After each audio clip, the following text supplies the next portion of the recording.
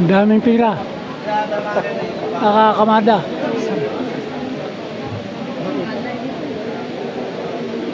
Ito yung isang parati ko na magbibilang ko ng pera sir, sa office po ng Sunwest Corporation. Saan itong office na to?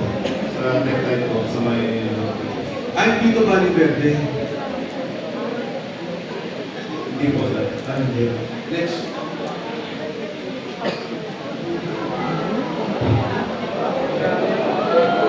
Wow! Sobra! Hindi po yan sa office din po yan. Meron pa kayong money counter o pwede na naman bilangan? May counting machine po yan sir. Marami po yan. So, ready lang natin sa buwan. Pero minsan sir, kung kasi yan sir, per bundle po, isang milyon na po yan. Bundle na po yung bilang.